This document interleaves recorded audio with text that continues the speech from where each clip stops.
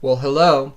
Today I wanted to address narrowband normalization. You've probably seen that term bantered about.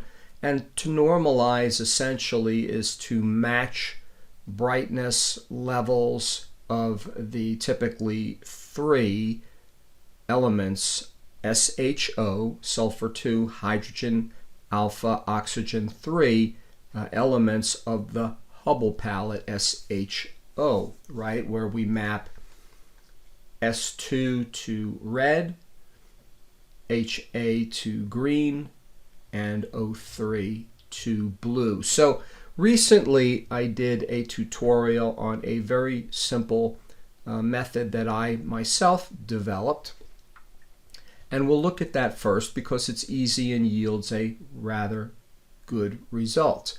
I'm going to turn to channel combination.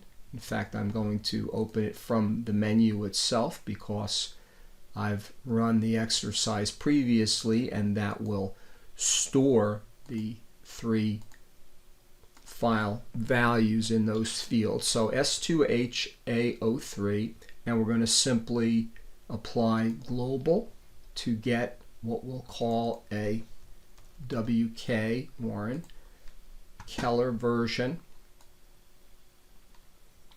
And we know that when the channels are linked in the screen transfer function that you're going to get one stretch for all three channels. And when that happens with SHO, you're going to get a predominantly green image. And that's simply because the powerful hydrogen alpha image in the background here, and when we're talking about emission nebulae, that hydrogen alpha is always going to be the dominant signal.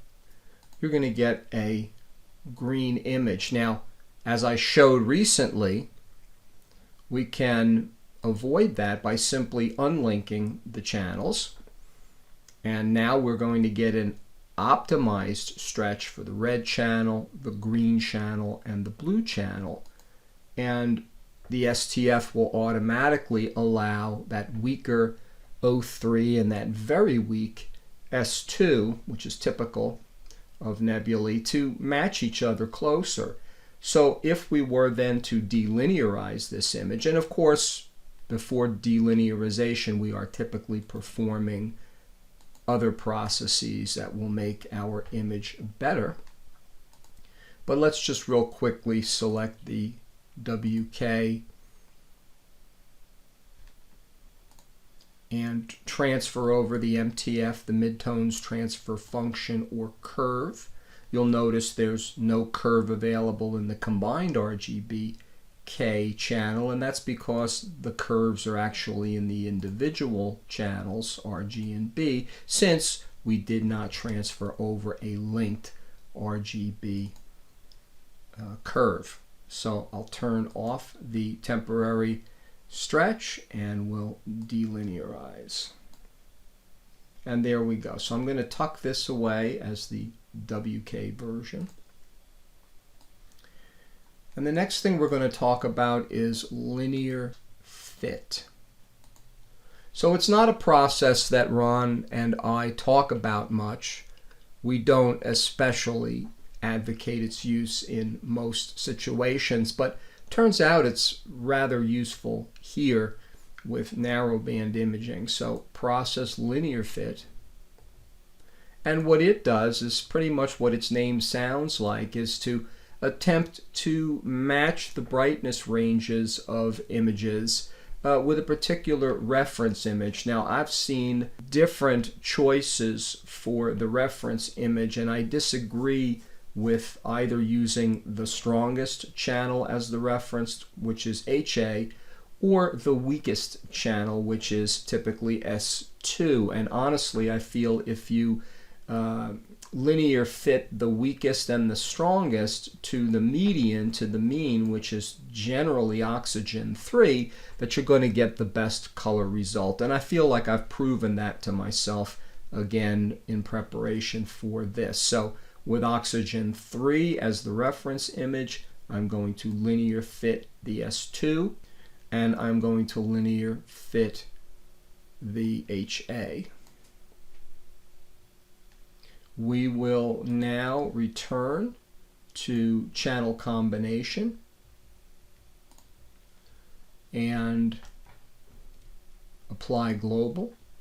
We'll rename this one LF for linear fit.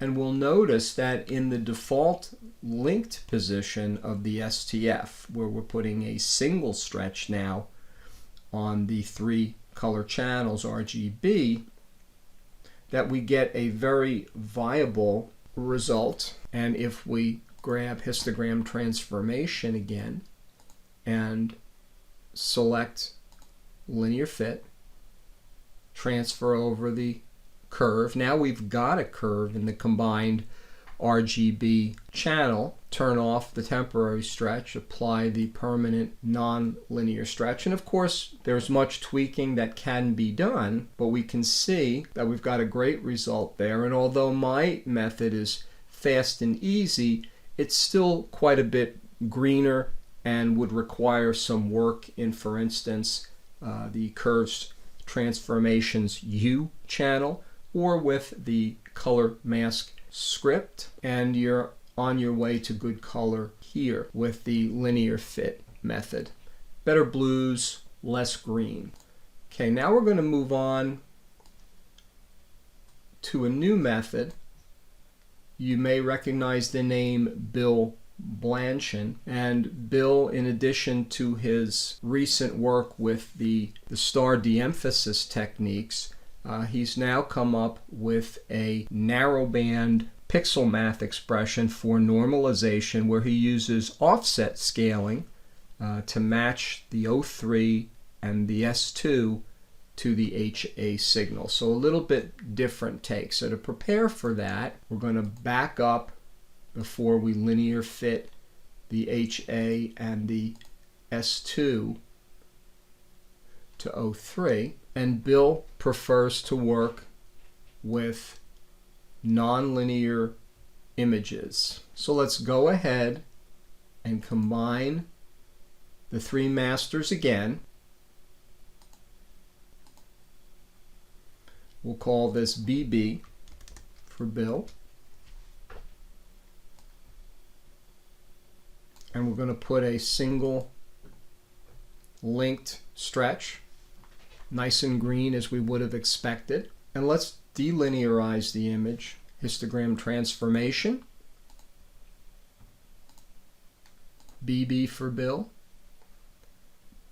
and we'll transfer that over. We could open a real-time preview, but in the interest of time, not really necessary. I'll turn off the temporary visualization, and now we have a nonlinear SHO image for Bill's expression. Now he says we should remove the stars because the stars can get blown out. We're going to use StarNet 2 because it's quite a bit quicker than the present state of Star Exterminator. And I'll go ahead and apply that. Okay, we're done. Take the temporary auto stretch off the stars there, and I will tuck our stars down there. So here we have the starless SHO, and we're going to get out one of the pixel math icons that we get with Bill's formula, and this is called SHO Normalization V3. There's basically nothing to do at all. You can read that. You can see the expressions down here in the 3 channels, and let's go ahead and apply that. And that's what we get. Now in this case, I see lots of nice color there. Grab Pixel Math again, reset, and simply BB plus star mask.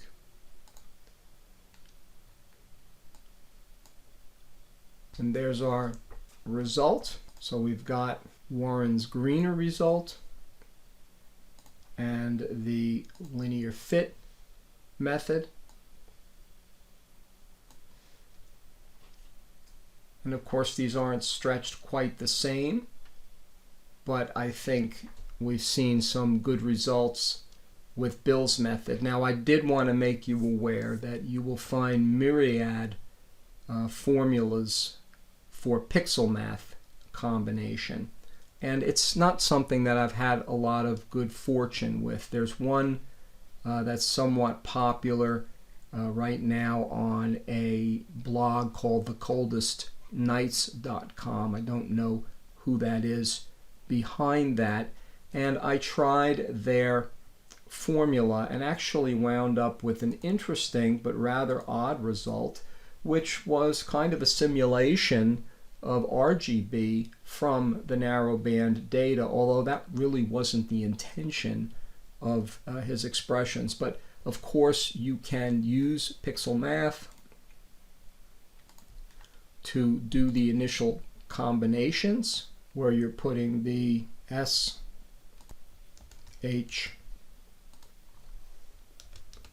O, and you are obviously using 3 separate expressions for RGB.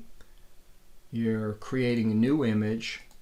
You can name that, for instance, pixel math, and make sure that you're using the color space of RGB color. So that would be a different way, and that would be a basic combination.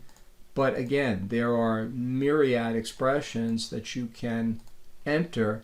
Use multipliers to boost the weaker S2 and O3, or to decrease the hydrogen alpha, and play to your heart's content. The concept of modifiers and pixel math expressions for this purpose, I really haven't had a lot of success with. So I would strongly suggest any one of the 3 methods that we saw, although mine's going to take a little bit more work, as we showed in last time in the tutorial, with U adjustments, and linear fit came out really well, and Bill's method worked really well. So I hope you found that useful, and we'll talk to you again real soon.